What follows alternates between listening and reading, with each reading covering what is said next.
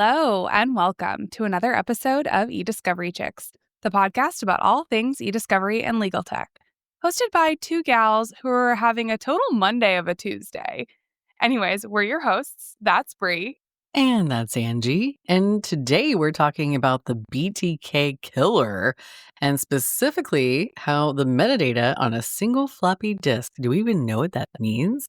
Fell that monster. But before we get to that, how are you doing? And by the way, Angie, you look like a freaking movie star goddess right now. Well, thank you for saying that. It's amazing how good people think you look when you set the bar really low on a Oh, day-to-day. please.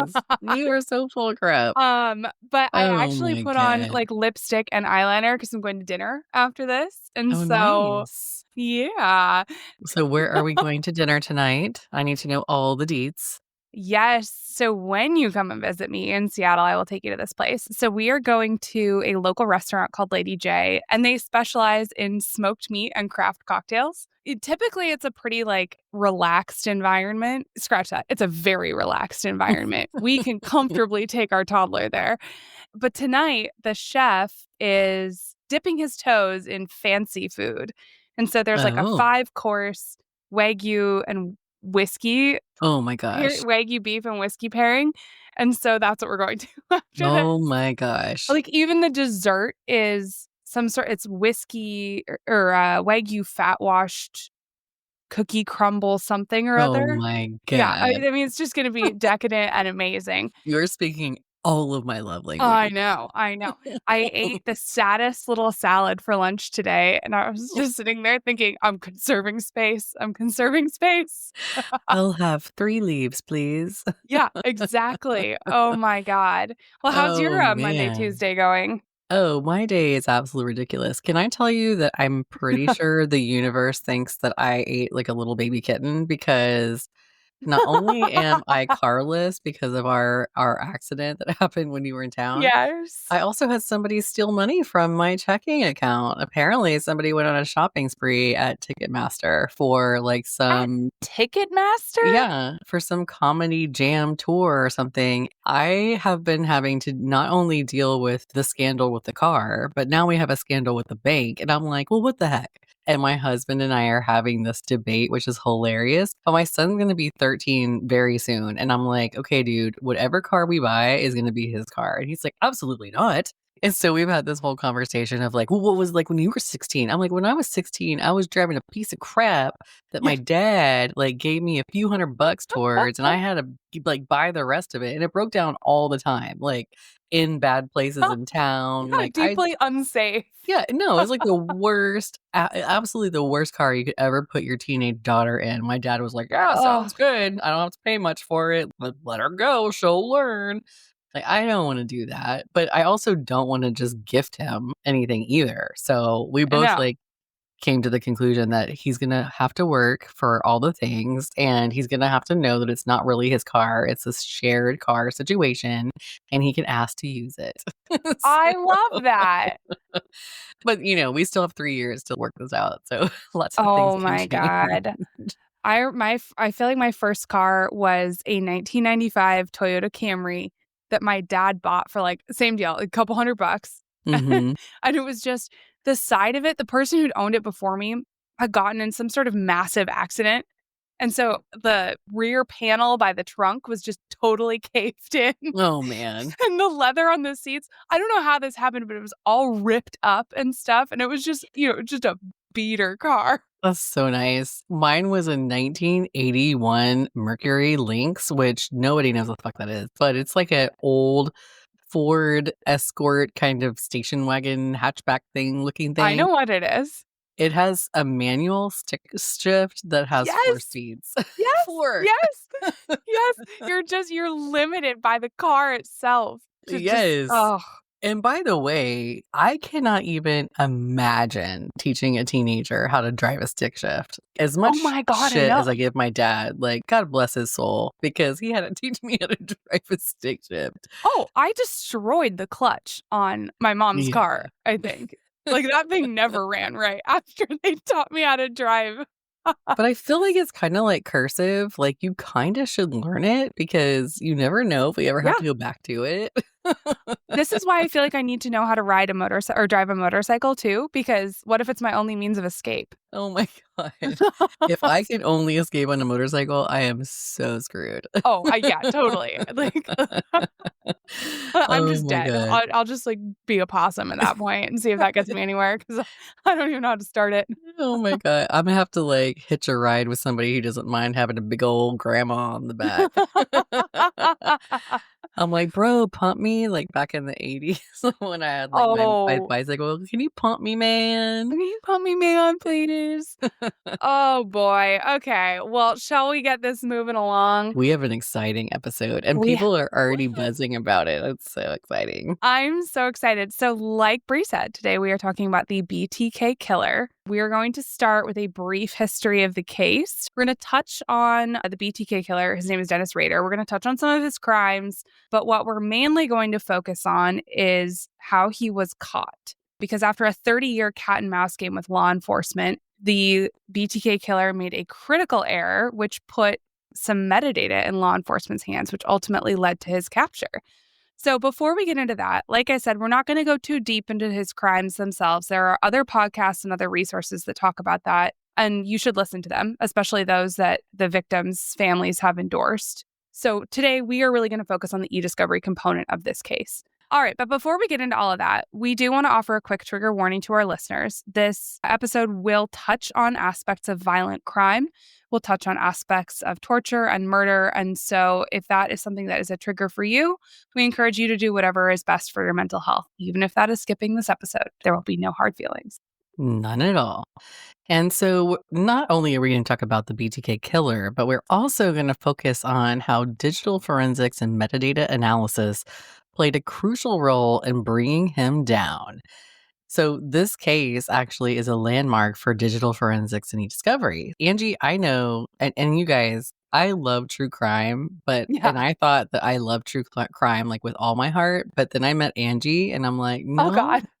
she actually is way in on this stuff, guys. So I'm gonna let you, Angie, give us a little bit of the background if you don't mind. Ooh, okay. All right. I'll give you the amuse-bouche part of this. So, Little spoons, Dennis, please. little spoons, please. So, Dennis Rader, who is infamously known as the BTK killer, which is short for bind, torture, and kill. This dude was really the embodiment of a double life. Like, you think about all those creepy people that you hear about on the internet or in your true crime documentaries that truly live a double life. That's this dude. On the surface, he looked like a devoted family man. He was a respected church leader and a trusted Boy Scout volunteer in Wichita, Kansas. He also held a steady job as a compliance officer where his strict authoritarian approach mirrored the disturbing control he exerted over his victims. Now, behind this seemingly normal facade lurked a calculating predator who meticulously planned his attacks, stalking his victims for weeks before striking with chilling precision. His ability to compartmentalize his dark impulses allowed him to evade law enforcement for decades, all while feeding his narcissistic need for recognition by taunting the media and police with cryptic letters and disturbing clues. So Rader terrorized Wichita, Kansas from 1974 to 1991, murdering 10 people. His first crime was the murder of the Otero family in 1974. Rader was highly organized, selecting victims and observing them before attacking. He often broke into homes ahead of time or used deception to gain entry. He overpowered his victims, he restrained them, he terrorized them before killing them, often through strangulation and suffocation. Do you want to hear a creepy story before we continue? I mean, like, that's not creepy enough. I mean, that's very creepy. Okay. So in college, I dated this guy named Jake, and his dad was a police officer in Washington. There was one night in the 90s where his dad was on patrol and got just kind of a weird feeling. And they lived sort of out in the country a little bit. And so his dad was like, you know what? I'm just going to do a cruise by my house, check on my wife and my little baby. And so he drove past the house and he noticed that a light that was typically on the outside of the house was off. So he goes to check it out. Turns out, and this is the 90s, right? So no cell phones. Phone lines had been cut. The back window to their house had been broken and there was a milk crate underneath it. And then that light bulb had been shattered. Oh my gosh. Yeah. Talk about terrifying, right? So that's Yeah. sort of the type of thing that BTK killer would do. He would stalk his victims and sort of do that pre-planning thing. But yeah, isn't that creepy? That's super Ugh. creepy. So back to BTK. Like a lot of serial killers, Rader wasn't content with just committing the murders. He actually wanted credit for them, and he really craved the attention and acknowledgement that some of these more infamous serial killers had gotten over time. So he wanted that same attention from media and police. And so in 1974, this is the year that he started his crime spree, he began sending letters to police and newspapers detailing his crimes, the gruesome detail, the kind of things that, only the killer would know. And he personally coined the name BTK, Bind, Torture, Kill, to brand his crimes. Now, I feel like that's just a special level of narcissism where you feel like you have to give yourself a moniker like that. Anyways, okay, so the letters that the BTK killer sent, they included word puzzles, cryptic messages, and even drawings that challenged the police to catch him. He continues playing this cat and mouse game, kind of taunting law enforcement for decades. Allegedly, this was because he believed himself to be intellectually superior to them. So he followed the media coverage of BTK killer super closely and demanded more recognition for his murders as the years went by. But despite his taunts, the forensic limitations of the time prevented police from tying him to his crimes. So then he went silent. From 1991 to 2004, nobody hears anything. After his last known murder in 1991, Rader vanished from the public eye. Authorities suspected he had died or moved away, or I guess he stopped killing.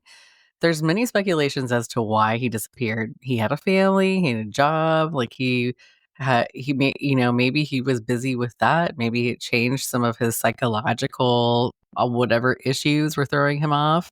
Maybe the control that he was seeking was somehow satisfied, or his compulsion to kill no longer existed. Who knew? Or maybe it was just even the increased risk that he might get caught. There's a lot of speculation. Who knows what really was? I mean, he's a sick guy, obviously, so Yeah, there's no telling.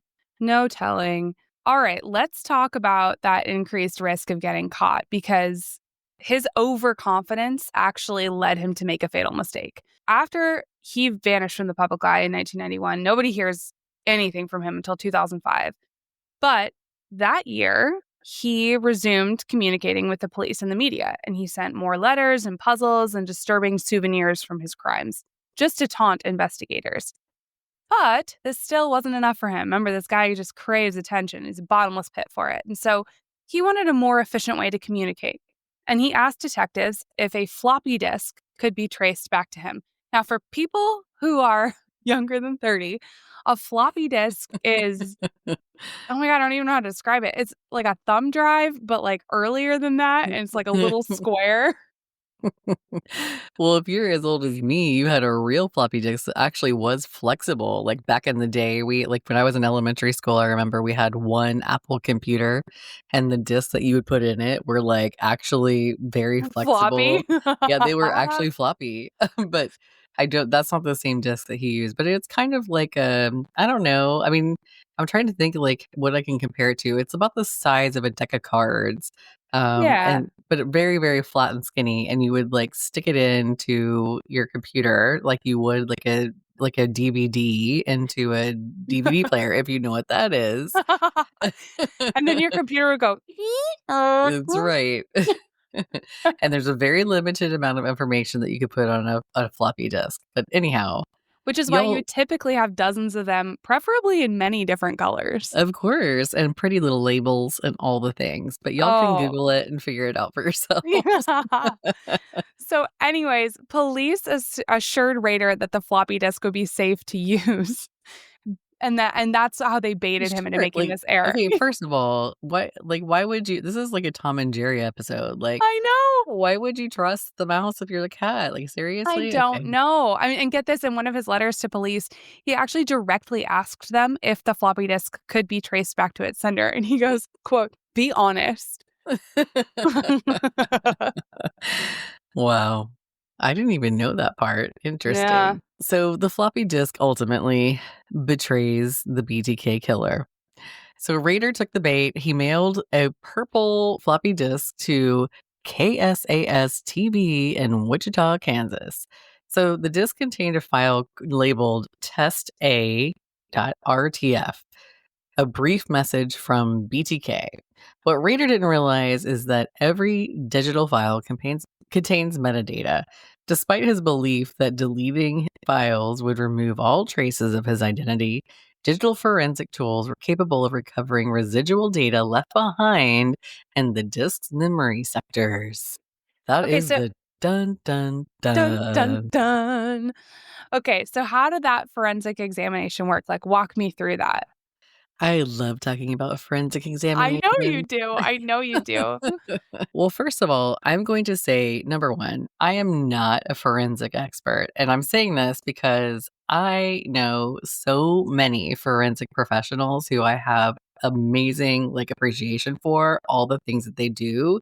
And so I'm not going to pretend that I am one of those, but I can tell you that I know enough to be dangerous. So we're going to get the high level version today. Stop Um, undercutting yourself, you beautiful badass. Oh my God. All right. Typically, these are the steps of how a file recovery process would be done. First of all, you're going to create a forensic image. So the investigators would take the disk and they would use tools like FTK, which is short for Forensic Toolkit, or Encase or Magnet. Those are all different software programs that are on the market today that do this. But they would take those tools and they would use them to make that image to avoid altering the original evidence. This ensures that all data, included deleted files and metadata, are preserved for further analysis. Then they use some file carving techniques. And that's kind of like what it sounds like. It's like carving into the data to figure out what the heck happened. Using the forensic software, they can search for deleted data remnants. Even when a file is quote unquote deleted, the actual data remains on the disk until it's overwritten. Tools can be used to recreate these files, or enough remnants can be available to piece together the story. So they were able to uncover the hidden agenda file. It contained an agenda for a meeting at Christ Lutheran Church in Park City, Kansas. Which, by the way, it makes me very freaked out that some dude that has a family and a job and is going to church is also slicing and dicing people in the dark. That's freaking Yeah, weird. just like Uh, how his data was sliced. Ayo, exactly. for our listeners, like a little bit more background. I'm pretty sure this is how this worked on floppy disks. This is like just sort of a rule of thumb is that there is deleting and then there's double deleting. And if you delete something on your computer, you just like put it in the trash or whatever, it's not gone. It's just sort of in a different space on your hard drive. And you have to actually go in and double delete it for that to be gone. And then when Bree's talking about remnants, your hard drive or whatever you're saving to is made up of bits. So just think of them like sections of an orange or something like that. And then if you fill them up and then only delete part of them, you're going to have stuff like left over in that section, and those are the remnants that people can piece together. Yes. And we'll talk about this more in a moment. But when we're talking about remnants of double deleted files or purge files on a PC, there's also things like shell bags and linked files. There's little tiny remnants of information that can all be pieced together to tell a story. And that's essentially what happened. They took this disk, they made a forensic image of it. They found all those remnants and pieces, and they were able to link together the story and figure out that he had tried to delete something, but it wasn't securely wiped, so they could find that file on the disk. So, what they were able to see on the floppy disk, number one, the username. The document's properties revealed that it had last been saved by a user named Dennis. Well, hello, we know who you are. Organizational details, references to the church indicated an affiliation with a specific community in Kansas, and also timestamps. The file's creation and last modification dates provided a timeline that aligned with Rader's communications with law enforcement. So, what we're trying to tell you is that the remnants of the deleted file contained metadata, the fields in the metadata, the username, the organizational details, and the timestamps were enough information to lead law enforcement in the right direction to find Dennis Rader. Whoop. That's right. So they now had a direct link between BTK's taunting messages, and a real person named Dennis associated with a specific church. This is the turning point in the case because it allowed authorities to narrow down their suspect list significantly, and eventually they zeroed in on Dennis Rader. Once they sort of had him as their suspect, police looked for additional links, and they discovered that he owned a black Jeep Cherokee, which matched the vehicle that was seen near multiple BTK crime scenes. They also obtained a DNA sample from one of the BTK killer's daughters, and that DNA sample matched evidence from a BTK murder site. So that confirmed the connection. But they wouldn't have gotten there without that metadata leading them to a specific person. And then they were able to corroborate that with other pieces of evidence. Anyways, all of this culminated in the arrest of Dennis Rader on February 25th, 2005, which ended the 30-year manhunt for him. And TLDR, his own arrogance and lack of understanding of forensics really led to his downfall. So we've talked a lot about metadata. So let's talk about that in a little bit more detail, because this is where forensics and eDiscovery kind of overlap. Metadata is really the blueprint of your data. In the case of the BTK killer, metadata was the crucial clue that finally led to Dennis Rader's arrest after 3 decades of evasion. When we're talking about metadata that's used in investigations, what we're talking about are in several different categories. One of them might be the file metadata. So things like timestamps. When was this document created? When was it modified? When was it last accessed? We are talking about the author or the last user details. We're talking about the file path. Where was this saved? On somebody's computer, on a network share, on a floppy disk, on a drive? And what was the storage location? We're also talking about document metadata, which is embedded text, like history of the document. When was it last revised? How many versions are there? Did Angie start it? Then Bree gave a version. Then Angie did another version. Who knows? And Now then who's revealing our podcasting secrets? and then Angie had 10 more versions after that. Oh my God, I'm sorry. I feel attacked. I'm just playing. And are there hidden properties revealing the device, software, or user details? Then we have like email data. Who was a sender? Who was a recipient? Who was CC'd? Who was BCC'd? What was the mail server logs and the routing details? Was it actually sent? When was it sent? And then even down to the IP address showing the geographic locations. When Bree sent this email, where was Angie when she received it? Image metadata. GPS coordinates can also be found on images sometimes whenever they're taken on cell phones or GPS-enabled cameras. The camera make and model and settings can also be found on some images. Web and social media metadata. We can find out browser and device tracking details, timestamp logs and edits and deletions, or hidden locations and IP tracking data can also be associated. The reason why this all matters is that, of course, it proves up the authenticity of our evidence. But really, the underlying reason is that it tells the rest of the story.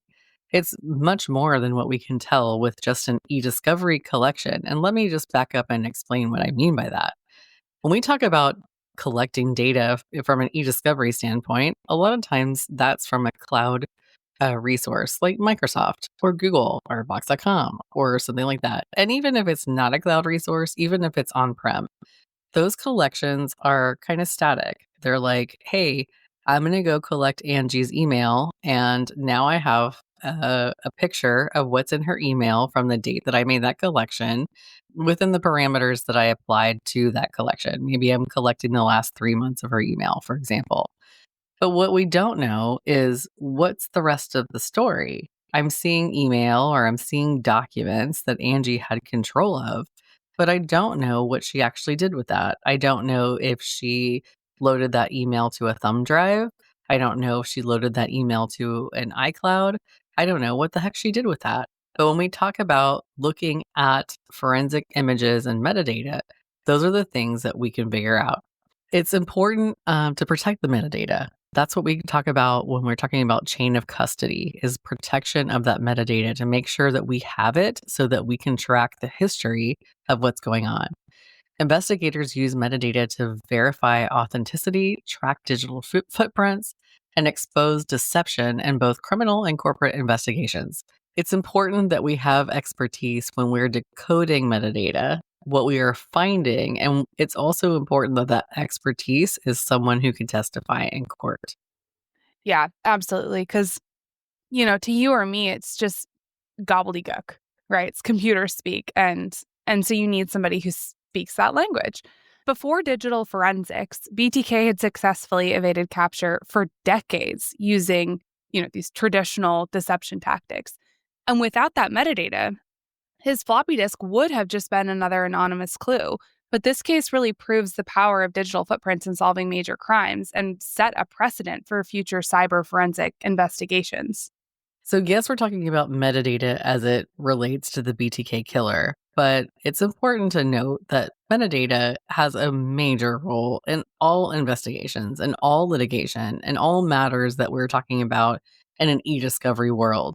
We've talked about this in many of our episodes, and I encourage you to go back and listen to things like ESI protocol or review, because when we are using the term metadata, what we're really talking about is normalizing data so that it can be easily filtered, reviewed, labeled, and produced and reported on, for that matter, by parties. Metadata is the way that we are taking all of the fields, like the who and the how and the dates and the where it came from and all the labels that we're putting on it.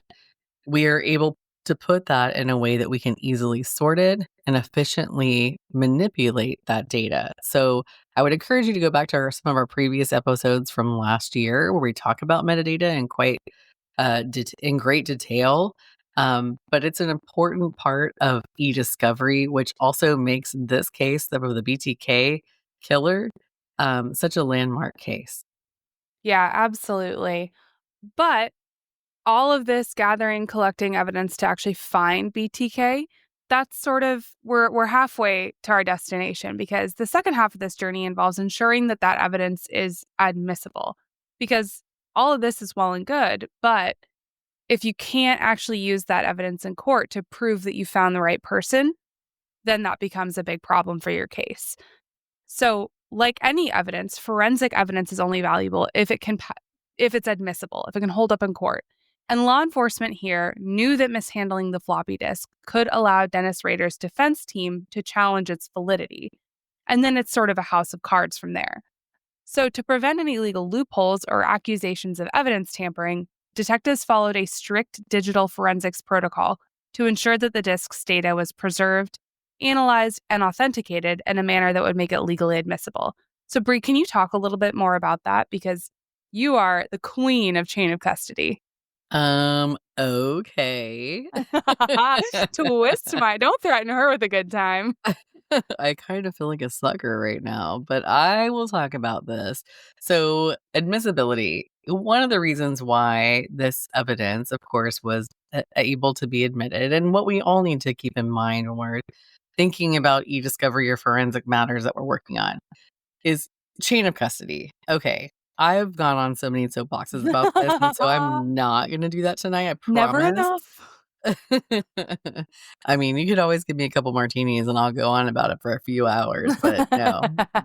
So, chain of custody is important. When that purple disc came in, they had to document, hey, this is where I got it from. This is what it looked like. I take a picture of it. We have to tag it, bag it. And more importantly, what we're going to do is we're going to create a forensic image of that disc. What we do when we create a forensic image is that we right block that so that we can prevent any kind of alteration to that image. So it's important, if you in your own investigations are dealing with a data source, that you, number one, are properly documenting where did you get it from, when did you get it, what state was it in when you received it, and then number two, that you're creating a forensically ironclad copy of that data in a way that you can analyze it that's not going to threaten the integrity of the actual native data itself. So the way that we might do that with the floppy disk, which who needs to know this anymore? I don't even know. We would right block that to prevent alteration, and we would have a bit by bit forensic image of that disk. Then we extract and authenticate the metadata. So When we have something that's ironclad, we've preserved that image so we know that nothing can happen to it. It can't be damaged. We preserve the chain of custody so we can prove up to the judge, this is where we got it from. This is who had it. This is where all it's been. Now we need the metadata that has to do with that information that is on the disk or on the PC or on the phone or whatever device we're talking about. We need that metadata so then we can go back and do some analysis. Who was talking? What were they talking about? What were these files? When were they accessed, etc. And then you're going to be able to prepare that evidence for court. That is my favorite little soapbox. So, law enforcement anticipated that BTK's defense team would likely challenge the admissibility of the floppy disk evidence. And so, to counter any arguments of evidence mishandling or tampering, they ensured that they adhered to standard digital forensics protocols. The investigators in this case followed best practices established by NIST, or the National Institute of Standards and Technology, and the federal rules of evidence, specifically Rule of Evidence 901, which deals with authentication. Authentication, just as a quick refresher, is just you're proving the evidence is what it appears to be. Another thing that law enforcement did to foreclose challenges to admissibility was keep detailed forensics reports. So in this case, they documented every step from collection through analysis. They documented it, timestamped it, and kept it in an official forensic report. And then they also kept chain of custody logs, which proved who handled the disk and when, and eliminated any doubts about contamination. These are things that law enforcement still does to this day when they're handling evidence. Now, the final thing that law enforcement did in this case was they got expert testimony from a digital forensic analyst. A forensic examiner who worked on this case would have been called to testify in court and then explained why, in layman's terms, the metadata proved the reliability of the findings on that floppy disk. So that rounds out our discussion. Bree, what are your key takeaways from this for eDiscovery professionals and enthusiasts? So when I think about this, some takeaways I have is number one, metadata. And I'm sorry, I feel like we're beating a dead horse a little bit. If I had $1 for every time I said metadata in this episode, I'd be rich. But it really is a digital footprint. And it's something that we all need to consider how important it is with our evidence. And there's ways of documenting chain of custody. And I think that sometimes we take this for granted. We're talking about a physical acquisition like a disk or a PC or a hard drive or a phone. There is a very standard protocol of what that chain of custody looks like. And sometimes it's a very physical and manual process. But we also have that same process when it comes to collecting directly from cloud resources like Microsoft or Box.com or Google or Slack or Teams or whatever it is. There still needs to be a chain of custody. So if you're not aware of how you are preserving that chain of custody when you're collecting, I would just encourage you to dig deeper into what your processes are to make sure that you are accurately conserving that information, because one day it will become very important when you get to the court or you get to the judge and you have to prove up how did I get this? How do I know it's real? How do I know it's authentic? When we think about AI and we think about where the future is going, it's going to become very, very, very important that we can prove authenticity of what our evidence is. And chain of custody is the heart of where that resides. So please, please, please make sure that you understand how you are able to authenticate what you are actually presenting as evidence. And metadata, make sure that you are preserving it in its truest form. So when I say that, I mean, make sure that you are taking every step that you can to collect data from its native application when it is possible. If it is not possible, then make sure that you are protecting the metadata. It is not cool when you get data that's if Angie's hey, we're in a lawsuit and I have some stuff that might be relevant And so I I'm got going some to stuff and things. yeah, some stuff and things, and I'm gonna load it to a Google Drive, and so if you don't mind just, like, downloading that, because that's gonna be your evidence that you're gonna submit in court, and I go to that Google Drive, and all the metadata is jacked up, because now it says that Angie's the author, and now it says that the create date is today, and the last modified date is today. Well, that doesn't really help me preserve that data source. So please think about that as you're moving forward with how you're litigating and how you're using evidence. The other takeaway I would say is remember that even deleted data isn't truly gone. Forensic tools are able to recover and analyze metadata long after the file is removed. And that's why I have so much respect for law enforcement and our forensic professionals who can go in there and look at those remnants of that data to help us tell a story.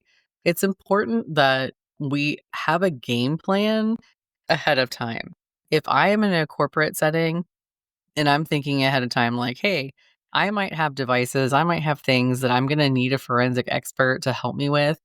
Who is that expert? Who is that team internally? And if I have to go external, who would those people be? And let's go ahead and establish what our workflow is going to be. What will our chain of custody look like? What do you need from me? What do we need to do and what do we not need to do? And what do we need to make sure that we protect? Being able to have those conversations ahead of time will save you a lot of heartache when you find yourself in the position of like, holy crap, we have this amazing like thing that's happening and now the police are involved and I don't even know what to do right now. Be very proactive. Yeah. I think my takeaway, so one of my very good friends in law school was a public defender for quite a while, and he described proving a crime like a train route. And he would say, when you start on your investigation, that is your birth. And then you go along stops along the way to your destination. And if at any point there is a chink in the track, the train will not reach its destination. And he used to use that metaphor when he was doing closing arguments, like to juries. And then he would say how there were chinks in the track along the way, and that's why the jury should render a not guilty verdict. But I think that that's really a beautiful metaphor here, because at every point along the way, every step of this investigation was so critical. And at any point, one of a mishandling of any of this metadata, a mishandling of the floppy disk, an error in the chain of custody is a chink in that track that will keep the train from reaching its destination. And in this case, all the victims of BTK would not have gotten the justice that they so rightly deserved had everybody not been so astute along the way. Yeah, that's awesome. So, all right, folks, I think that's all the time we have today. Thank you so much for joining us on eDiscovery Chicks. We hope you learned something new, felt empowered, or just had some fun along the way. Don't forget to join the flock by following us on LinkedIn and Instagram, and check out our website, eDiscoveryChicks.com. If you loved this episode, share it with your network, leave us a review, or tag us on socials with your favorite takeaway. And don't forget to subscribe wherever you get your podcasts so you never miss an episode. Catch us next time. Until then, flock on, friends. The views we've expressed today are the eDiscovery Chicks views and don't necessarily represent the views of our employers, partners, or clients. The podcast is available solely for educational purposes to provide general information about the eDiscovery principles and not to provide legal advice to any specific situation. It is not a substitute or for legal advice from a lawyer you've retained who has agreed to represent you. Bye, guys. Bye.